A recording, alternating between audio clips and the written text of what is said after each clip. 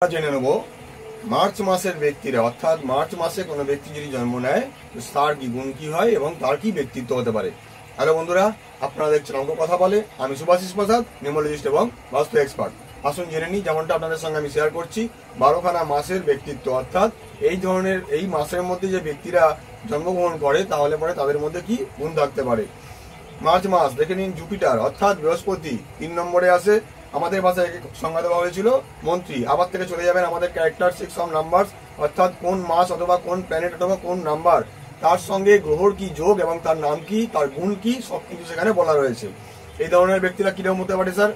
সব সময় জ্ঞান, আশা করছি আগের ভিডিওতে দেখেছেন, নলেজ, শুধুমাত্র নলেজের প্রচুর খিদে এদের মধ্যে নলেজের। আপনি যত এদেরকে জ্ঞান দেবেন, মানে যত জ্ঞান অর্জন করার জন্য বলবেন, তাহলে পরে এরা খুব খুশি।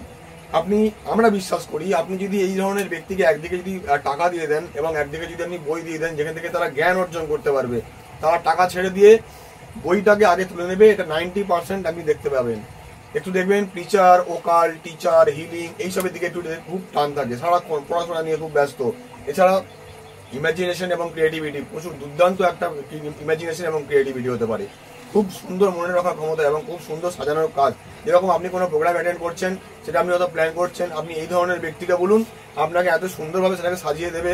তারা তার আগেই মাথায় সাজিয়ে নেবে সেই জিনিসটাকে। আপনি যখন বলবেন গিয়ে আপনাকে সেটাকে যখন বলবে আপনাকে যে এইভাবে কাজগুলো করুন, একটা দুর্ধর্ষ একটা আপনি উপহার পেতে পারেন বলতে পারেন আপনাকে। সেটা হচ্ছে এরা খুব সুন্দর একটা ডেকোরেটিভ আপনাকে একটা বুদ্ধি দিতে পারে এবং ডেকোরেশনে খুব সুন্দর একটা আপনাকে প্ল্যান দিয়ে দিতে পারে এবং ইমাজিনেশন খুব সুন্দর, কোনটা কিভাবে সাজাতে হবে খুব সুন্দর এদের এদিকে আইডিয়া। ভক্তির প্রতি খুব টান থাকে, স্পিরিচুয়াল হয়, ওকাল্ট, পিচিং আপনাকে আগে এই জন্য বললাম।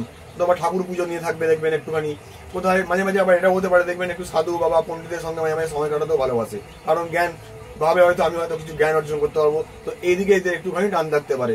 আর একটা গুণ হতে পারে এদের, এটা একটা বদ গুণ, সেটা হচ্ছে এদেরকে আমরা বলি গুড স্টার্টার এবং ব্যাড ফিনিশার। অর্থাৎ এরা কোনো কাজ শুরু তো করে খুব সুন্দরভাবে, কিন্তু ফিনিশিং এর দিয়ে দেখবেন কোনো কারণে হাল ছেড়ে দেয়, নাহলে পরে ফেলিয়ার হয়ে যায়।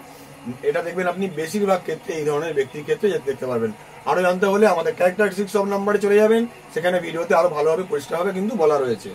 এই ভিডিওটি ভালো লাগলে লাইক, কমেন্ট, শেয়ার করতে ভুলবেন না। আমাদের ইউটিউব চ্যানেল অঙ্ক কথা বলে সাবস্ক্রাইব করে দিয়ে পাশে থাকা বেল আইকনটি প্রেস করে দিয়ে আমাদের পাশে থাকুন, সাথে থাকুন। ধন্যবাদ।